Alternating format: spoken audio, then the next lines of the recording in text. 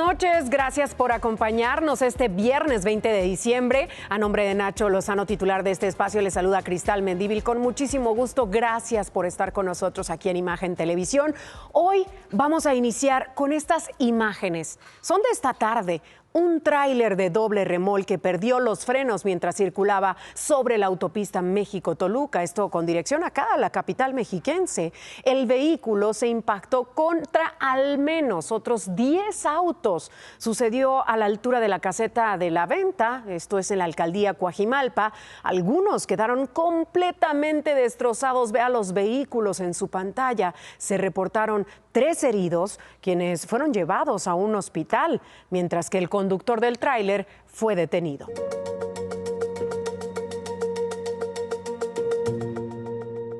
Ahora vea esta historia. Es una niña, 5 años. Se cayó el miércoles pasado de las escaleras eléctricas del CETRAM de Periférico Oriente. El metro dijo: yo no tengo nada que ver, es responsabilidad del CETRAM.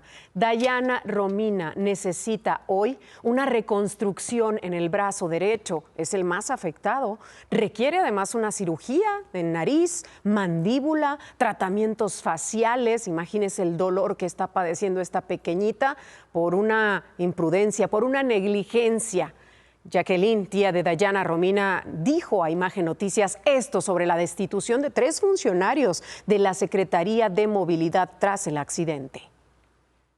No nos ayuda, no nos afecta, no nos beneficia, o sea, realmente, pues sí, no le veo en algo que nos pueda ayudar en estos momentos. O sea, si los retiran de su cargo, a mí me gustaría que en lugar de eso dijeran: ahorita mismo la niña va a entrar a la cirugía. Creo que eso para nosotros es más relevante que quitar a personas de su cargo.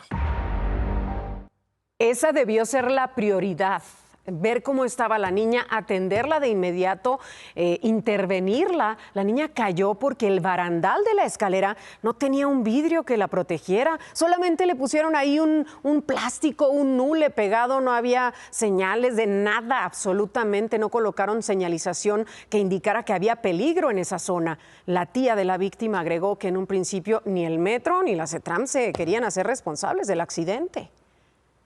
Fue tanta la negligencia que duró un vidrio 8 meses, que pudo haber sido: hoy se rompió, mañana te lo pongo.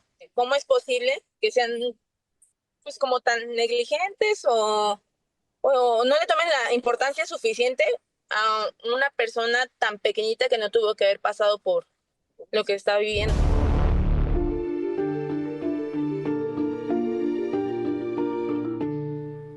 El gobierno de la Ciudad de México comenzó un operativo para mover a los comerciantes ambulantes en el centro histórico.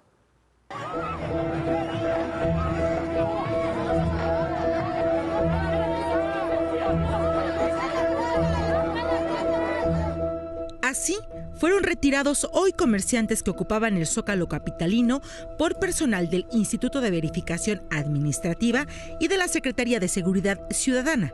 El operativo Orden y Seguridad en el Centro Histórico, que desplegó a cerca de 1,000 servidores públicos, desató un enfrentamiento.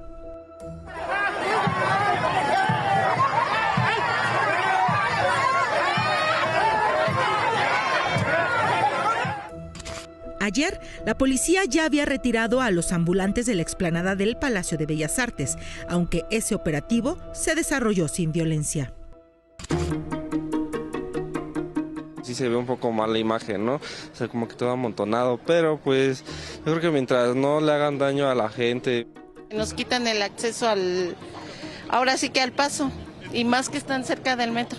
Dan muy mal aspecto, tienen necesidad, pero yo creo que sí deberían de reubicarlos. También hay que ver que ellos tienen que mantenerse, oiga, pero pues sí son bastantitos. Quienes ayer ofertaban su mercancía en la explanada del Palacio de Bellas Artes, hoy venden a un costado del monumento histórico. No se fueron muy lejos. Comercios ambulantes de elotes, esquites, gorditas, tlayudas y aguas de sabor están instalados en los límites de la Alameda Central y Bellas Artes, resguardados por elementos de la Secretaría de Seguridad Ciudadana y de la Secretaría de Gobierno. Entre zapatos, pijamas y adornos navideños, piden al gobierno de la Ciudad de México no quitarles su única fuente de trabajo. Tienen sus líderes como todos, pero es salir de la tangente de ver puro mercancía mexicana. Esto todo es chino. Buscan un fin, ¿no? Una solvencia económica y de alguna manera para la familia, pero sí deben buscar puntos estratégicos para reubicarlos. La gente que trabaja aquí pues lo necesita. Entiendo también que quieran limpiar como la imagen de Bellas Artes, porque pues es patrimonio de México, ¿no? En este espacio conviven comerciantes que llevan años en la zona y gente que llegó hace algunos meses a poner sus puestos. Esta tarde se reunieron con el secretario de Gobierno capitalino César Cravioto en busca de una solución que les permita vender sus productos en esta temporada. ¿Cuál será esa solución? ¿Estarán contentos después de los acuerdos que logren los comerciantes? Porque déjeme platicarle que tienen permitido estar en esta zona del centro histórico hasta el 7 de enero solamente. ¿Qué va a pasar después de esa fecha? Es incierto el lugar donde podrán vender.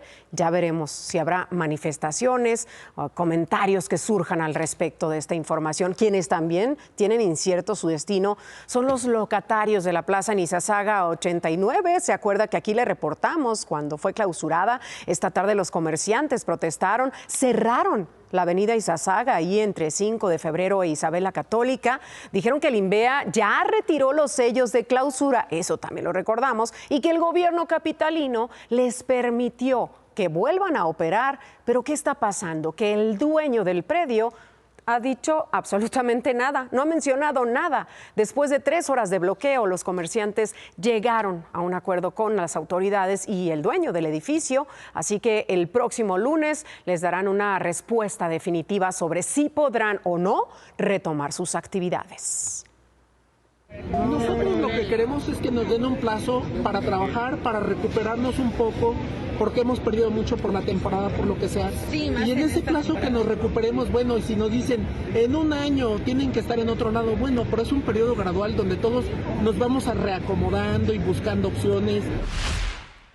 Vamos a cambiar de tema, cambiar de información, porque hace unas horas el Secretariado Ejecutivo del Sistema Nacional de Seguridad Pública hizo públicas las cifras de incidencia delictiva del mes de noviembre. Estamos hablando de que se registraron 2.461 homicidios dolosos y 59 feminicidios. En total, 2.520 asesinatos. Estos son 95 asesinatos más que los que se registraron en noviembre de 2023. Y vemos las cifras de Sinaloa ahora, donde llevan más de 100 días con una situación de violencia terrible.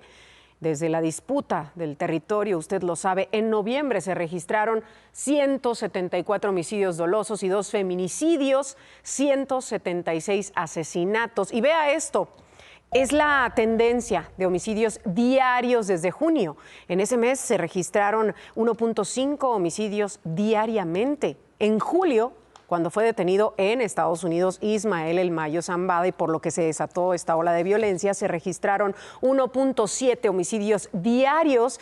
Y vea la pantalla cómo en septiembre las cifras se disparan. 4.8 asesinatos cada día de septiembre, 6 en octubre y 5.8 en noviembre.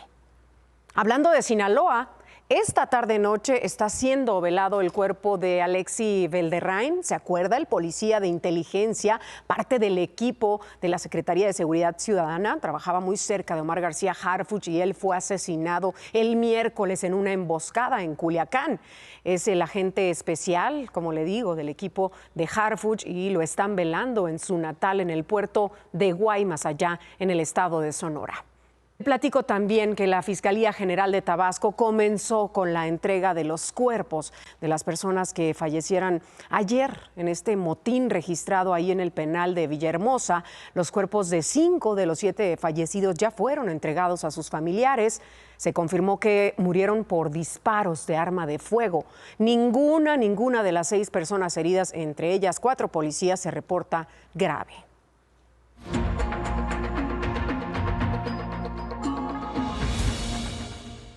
Y otro tema importante de esta semana, la supuesta red delictiva que denunció el Infonavit al detectar que se otorgaban múltiples créditos. Pues resulta que el director del Infonavit, Octavio Romero Oropesa, expuso presuntos casos de corrupción que sucedieron entre 2013 y 2018. Hoy tenemos reacciones. Respondió uno de los exdirectores del Infonavit, el ahora senador morenista, Alejandro Murat, que dijo, aquí está. Durante mi gestión, el instituto logró otorgar más de 1,5 millones de créditos y mantener finanzas con las más altas calificaciones. Fue la gestión de mi sucesor en el instituto, David Penchina, la que realizó un pago indebido e inexplicable por 5,000 millones de pesos.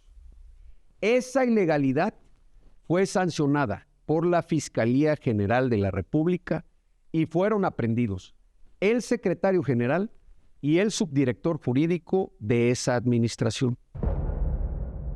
Más adelante voy a platicar de esto con mi querido padre del análisis superior, con David Páramo aquí, y sobre este supuesto esquema de fraude que detectaron en 12,000 créditos. Conocimos la historia de Trinidad, una mujer a la que le hicieron subir al carrusel del fraude. ¿De qué manera no caiga? Aquí es una alerta para usted. Vea.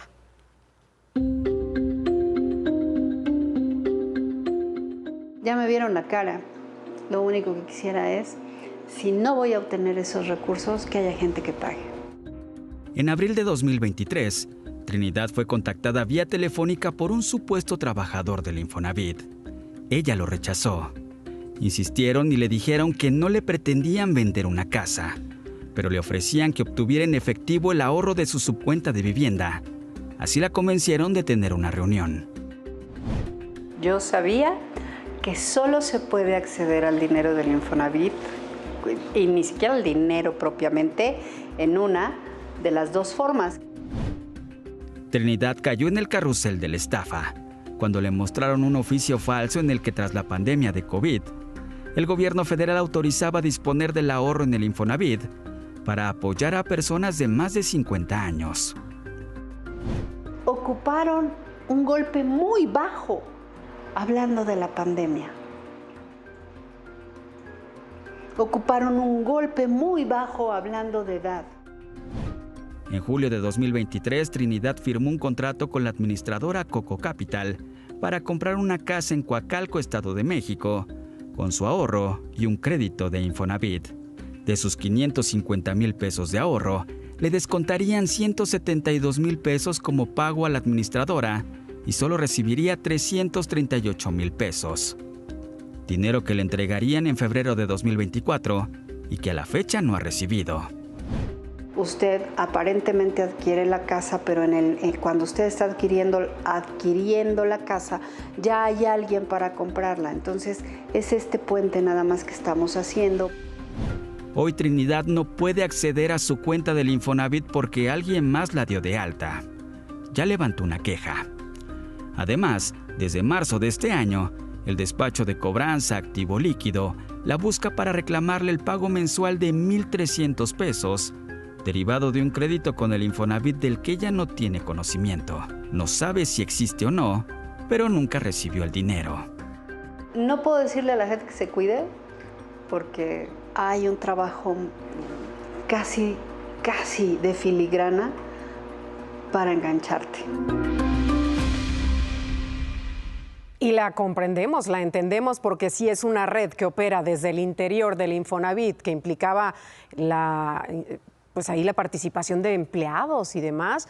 Imagínese, pero bueno, en otras cosas le platico. La presidenta de México, Claudia Sheinbaum, firmó el decreto para imponer aranceles a las exportaciones de la industria textil extranjera y con el fin de proteger el mercado mexicano. Ayer hubo un anuncio importante que se fijó este arancel temporal del 35%, ¿se acuerda? A 138 fracciones de mercancías confeccionadas y 15% a la importación de 17 fracciones de textiles. Bueno, Le cuento ahora que el presidente de la Cámara Nacional de la Industria Textil, Rafael Saga, consideró que estos nuevos aranceles no van a afectar, dice, a las plataformas chinas de comercio como si usted compra en Shein o Temu, tampoco van a elevar los costos del mercado interno. Dijo que más bien estas medidas obedecen a la necesidad de poner un piso parejo para la producción nacional. Mientras respeten las mismas normas y paguen los mismos impuestos, pues bienvenida a la competencia. La competencia nos hace mejor a todos. 35% es algo que aplaude la industria y que es mucho mejor que lo que teníamos, pero sobre todo, y lo más importante, que se importe legalmente, que pague sus impuestos y que compita con la industria nacional. ¿Es suficiente este tipo de medidas arancelarias para combatir la ilegalidad? Se lo preguntamos al exsecretario de Economía, a Ildefonso Guajardo, y esto nos respondió. Que si no tenemos control de las aduanas, por más esfuerzo que haga el secretario de Economía, pues él va a controlar lo que intenta entrar legalmente, pero ¿quién controla lo que entra ilegalmente haciendo temas de corrupción en las aduanas del país y en los puertos del país?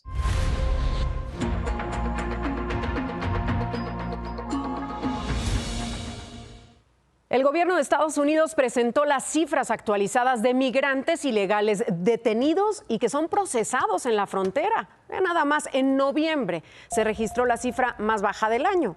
Así ha ido a la baja todo el año la detención y procesamiento de migrantes.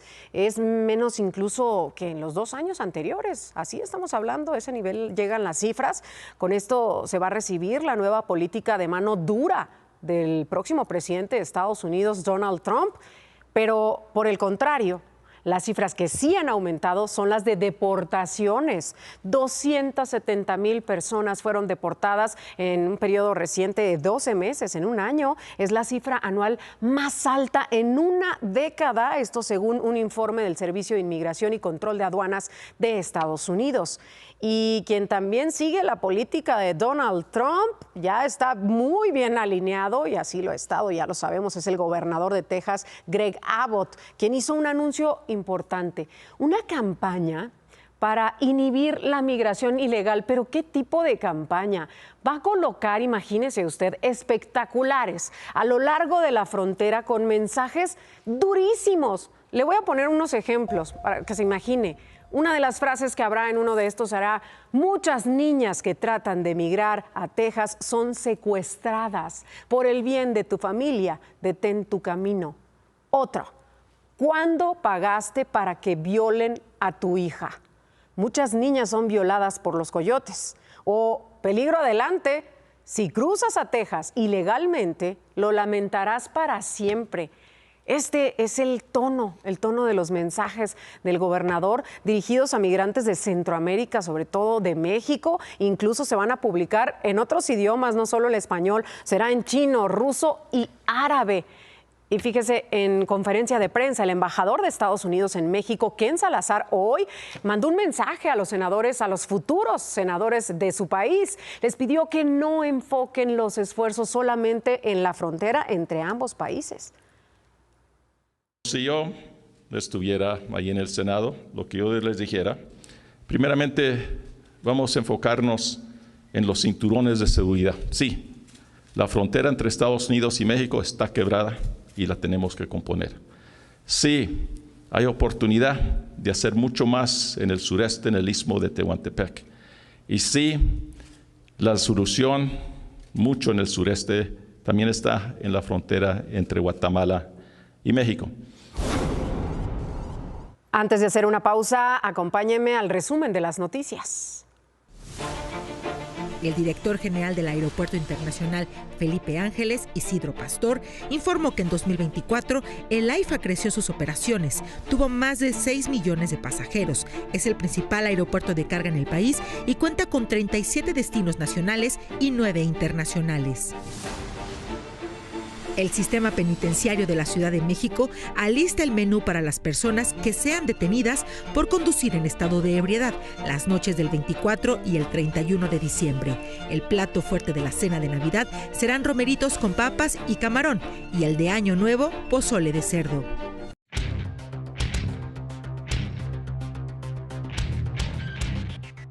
Hoy la sección podría ser: ¡qué grande eres, padre del análisis superior! Lo dijiste aquí en este programa hace 4 años, lo repetiste hace 2, lo insististe en junio del año pasado cuando se presentó el panel de controversia. México lo iba a perder. México iba a perder este panel, lo dije desde que inició la discusión. Porque México no tenía un solo argumento, ya no científico, no tenía un solo argumento. Se vivían escondidos en el sin maíz no hay país y muchas cosas de la creencia popular. Hoy el panel del Tratado de Libre Comercio resuelve que México no tiene razón en el tema del maíz transgénico. La respuesta de la Secretaría de Economía, de la Secretaría de Agricultura es: no estamos de acuerdo con el panel, vamos a seguir prohibiendo que se produzca maíz genéticamente modificado en México, pero eso sí, lo que no dicen es: vamos a seguir importando un chorro de maíz genéticamente modificado como ha venido sucediendo. Vamos, es clarísimo. Lo dijo el padre del análisis superior hace 4 años. México iba a perder el panel, que hoy se confirma. Échame la cámara. Cristal, ¿cómo ves que ya están en no es mi culpa si no es la tuya? No fui yo, fuiste tú. Hoy Murat dice: yo no fui, fue Penchina. Y mientras tanto, el tema del Infonavit se sigue complicando. Regreso contigo, Cris. Gracias, querido David. ¿Y cuál novedad? Que echar las culpas para los lados, todos menos yo. El chiste aquí, el tema, la gravedad es que hay muchísimas personas que compraron viviendas sobrevendidas. Muchas personas compraron una misma vivienda y es a través de una red que operó desde el interior del Infonavit, y ahí está lo delicado. Muchísimas gracias. Vamos a hacer una pausa, es breve. Regresamos con mucha más información. Quédese aquí en Imagen Televisión. Gracias por acompañarnos. Muy buenas noches. Buen fin de semana para todos. Se quedan con ¿Qué importa?